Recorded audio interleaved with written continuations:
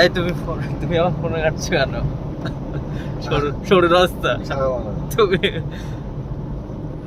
Stop করে হবে।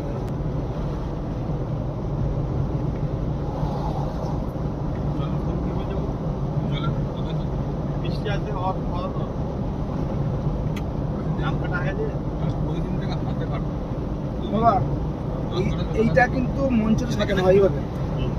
যখন ওটা করেছিল আমরা কিন্তু তারাপীঠের মূল গেটটা করবো।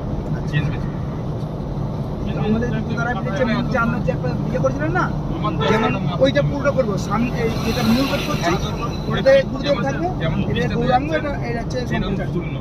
মানে এটা আমি ঠিক করেছি, আমরা তারাপীঠের থিম করবো। মানে পুরো খাঁচা ফুলের শুধু ফুলের কাজ, এখানে কোনো বলে দিয়েছি।